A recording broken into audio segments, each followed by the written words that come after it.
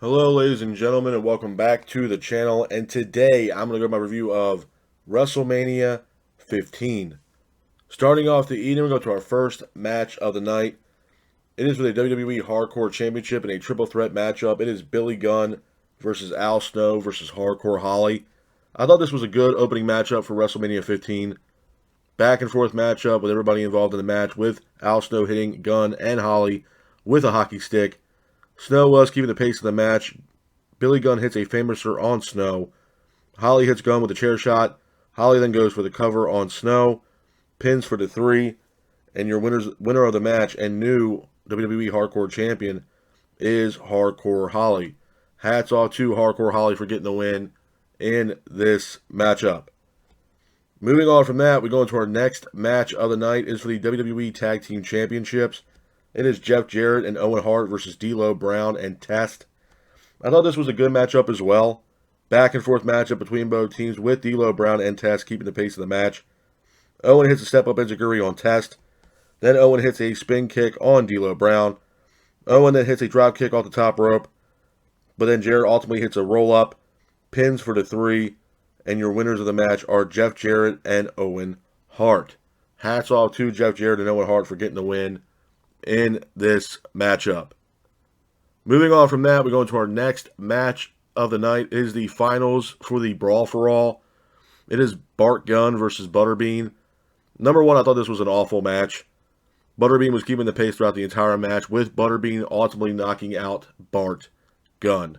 And your winner of the match is Butterbean. A couple of things I want to say about this matchup quickly, man. Number one, the Brawl for All was probably the worst concept WWE has ever put together.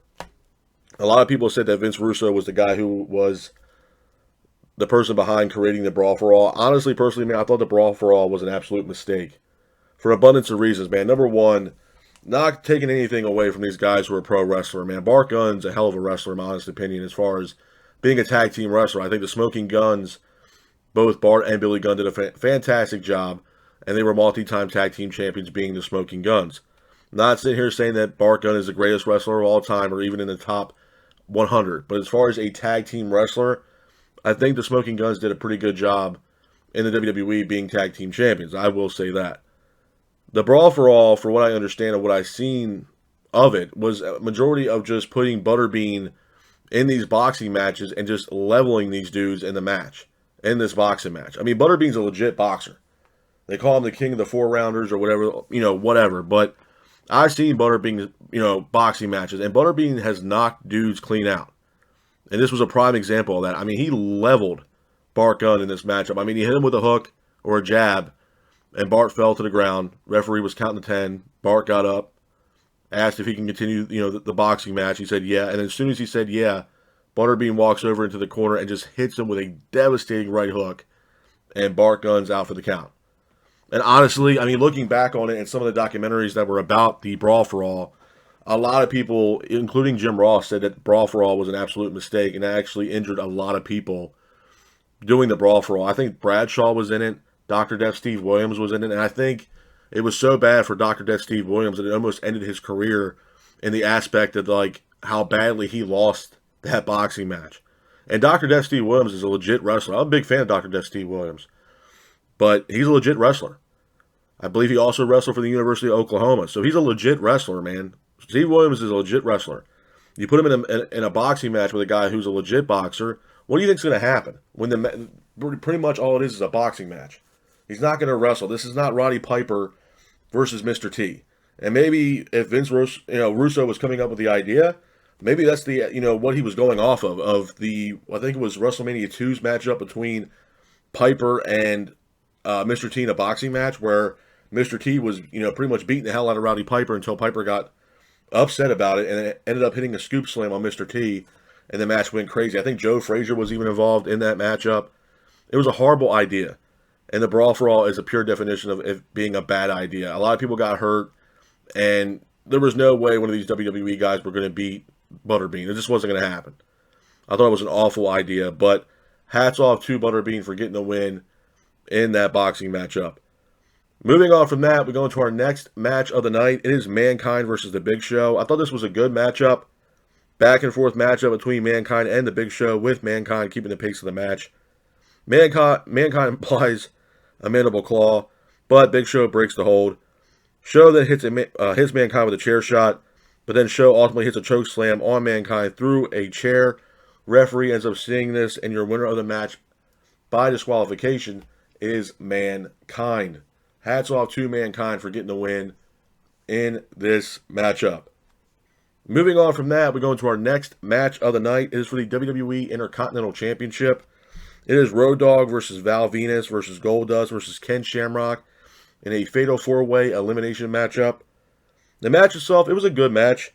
Back and forth matchup with everybody involved, with Ken Shamrock keeping the pace of the match. Val ends up hitting a fisherman suplex on Goldust. Road Dogg then hits a shake, rattle, and roll. Road Dogg then hits a pump handle slam on Val. Val and Shamrock both fight on the outside. Val and Shamrock both get counted out. And now Val and Shamrock are both eliminated from this matchup. Goldust then goes for a power slam on Road Dogg, but Road Dogg counters it into a roll-up. Pins for the 3. And your winner of the match is the Road Dogg. Hats off to the Road Dogg for getting the win in this matchup. Moving on from that, we go into our next match of the night. It is Kane versus Pete Rose, and it's pretty much an impromptu matchup, if you will. The matchup itself was awful. It really wasn't a match. Kane was pretty much beating the hell out of Pete Rose, and then he ended up hitting a tombstone piledriver on Pete Rose once again, and the match was over. Pete Rose was carted off to the back with security and medical staff that took him to the backstage area. After that, we have our next impromptu match, if you will. It is Kane versus Triple H. I thought it was a good matchup. Triple H was pretty much keeping the pace of the match. Chyna then makes her way down to the ring. Kane hits a choke slam on Triple H. Chyna then hits Kane with a chair shot. Triple H then capitalizes on this, hits Kane with a chair shot as well. And then Triple H hits a pedigree on Kane using a chair. And your winner of the match by disqualification is Triple H. Hats off to Triple H for getting the win in this matchup. Moving on from that, we go into our next match of the night as well. It is Tori versus Sable for the WWE Women's Championship. I thought it was an okay matchup. Back and forth matchup between Tori and Sable, with Sable keeping the pace of the match. Tori goes for a crossbody but ends up hitting the referee. Nicole Bass makes her way down to the ring. Nicole Bass ends up attacking Tori. Sable then goes for the cover, pins for the 3, and your winner of the match is Sable. Hats off to Sable for getting the win in this matchup. Moving on from that, we go into our next match of the night. It is for the WWE European Championship. It is X-Pac versus Shane McMahon. I thought this was a good match. Back and forth matchup between X-Pac and Shane, with Patterson and Briscoe attacking X-Pac on his way down to the ring. X-Pac hits a spin kick. Test then attacks X-Pac. X-Pac then hits a Bronco Buster in the corner.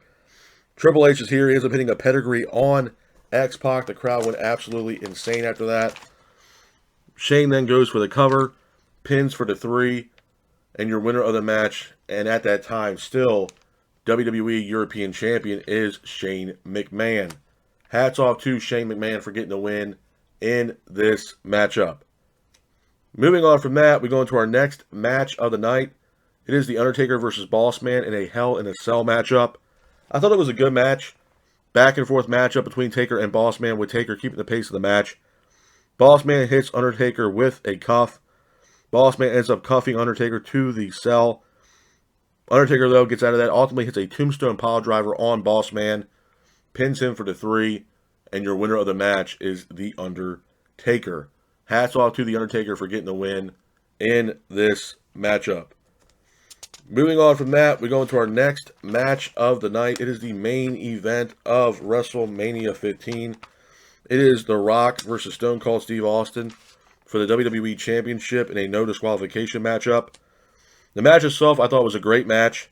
Back and forth matchup between The Rock and Austin. Rock and Austin both exchange in the middle of the ring. Rock hits a rock bottom on Austin for a near fall. Austin hits a ref with a chair. Rock then hits Austin with a chair shot as well. The McMahons are here. McMahon attacks the referee. Mankind is here as well. Mankind ends up attacking Mr. McMahon. Austin then hits a Luthez press on The Rock. Rock gets up, hits a rock bottom on Austin. But Austin gets up, hits his signature stunner on The Rock. pins him for the 3, and your winner of the match, and at that time, new WWE Champion, is Stone Cold Steve Austin. Couple things I'm going to say about WrestleMania 15 before I get out of here, man. Number one, this was a solid WrestleMania, in my honest opinion. The opening matchup, a triple threat match for the Hardcore Championship, we had Billy Gunn, Al Snow, and Hardcore Holly. I thought it was a good opening matchup for WrestleMania 15, and honestly, for what it's worth, I think, in my opinion, the Hardcore Championship was one of those championships that I did not mind seeing on WWE television, man, because you got a lot of crazy moments, a lot of great matches. I remember Crash Holly really holding the championship and all the stuff that he was doing, all the crazy stunts and stuff. It was absolutely crazy, man. I think one of the Briscoes won it, the Hardcore Championship. Pat Patterson was also involved in the Hardcore Championship scene. That title was all over the place, man. But it made for great television, and honestly, I would take the Hardcore Championship over the 24/7 Championship any day of the week, man, in my honest opinion. The Brawl for All. Like I stated earlier, I thought it was one of the worst concepts WWE has ever came up with creatively, in my honest opinion. It got a lot of people hurt, and to be honest with you, I mean, the writing was on the wall, man. You put all these wrestlers against a boxer where none of these wrestlers can actually wrestle. You have to box. I mean, I'm not taking anything away from these guys' athletic ability, but that's like putting, somebody versus Mike Tyson. I mean, Butterbean is the king of the 4-rounders, and it just shows you why they call him that. I mean, he leveled Bart Gunn in that boxing match. It was absolutely brutal. And they made documentaries about it, man. A lot of people stated that it was an awful idea. Jim Ross has even came forward and said that, the Brawl for All was one of the worst ideas that WWE has ever come up with. We don't know if it was Vince Russo's idea, maybe Jim Cornette. But a lot of people were not happy with the Brawl for All. And it also ended a lot of people's careers, in professional wrestling. Like I stated earlier, Dr. Death Steve Williams, it definitely jeopardized his career a whole hell of a lot, to a point where, he really didn't get much opportunity after that, Brawl for All. And he's a legit wrestler, man. This guy also wrestled for the University of Oklahoma, and it just kind of tarnished his career. I mean, you had Bart Gunn make it to the finals, and like I stated earlier, Bart Gunn's not a top 100 wrestler. He's not even a top 1,000 wrestler, but I will say this. Bart Gunn, when he was teaming up with Billy Gunn as the Smoking Guns, they were a solid tag team, man. They were competitors. They also, not only being competitors in the tag team division, they also held tag team gold a couple times, to be honest with you, in a tag team division that I'm not going to sit here and say was the best, but they really held that tag team division to its standards, back in the day, in the 90s. So I'm not going to take anything away from Billy and Bart Gunn as the Smoking Guns, but that whole match between Butterbean and Bart Gunn should have never happened. Mankind versus Big Show, again, a solid matchup. The Intercontinental Championship match was solid as well. Kane versus Pete Rose, it was just hilarious to see Kane hit another tombstone on Pete Rose. I thought that was absolutely hilarious. The main event, Rock versus Stone Cold Steve Austin. I mean, that's the main match everybody wanted to see. One of the two biggest rivals in all professional wrestling. I mean, Austin and The Rock was probably one of the biggest rivalries in all of professional wrestling, even at that time, till this day, man. So, Rock and Austin, I mean, they're always going to give you 110% and give you an awesome match, man. And that definitely lived up to the hype for sure. As far as giving WrestleMania 15 a solid rating from 1 out of 10, I'm going to give WrestleMania 15 a solid 7, if not 7.5 at best, man. The main event was awesome. And maybe 7.5 might be pushing it, maybe a 7. But there was a lot of good quality matchups on here. Mankind versus Big Show, Kane versus Triple H. The triple threat match for the Hardcore Championship I thought was also decent. The Brawl for All was a joke. But obviously the main event was what everybody was talking about, with it Rock versus Stone Cold Steve Austin for the WWE Championship was absolutely phenomenal matchup, man. But this is my review of WrestleMania 15. I hope you guys are out there staying safe. Be careful, and remember, stay classic. Peace.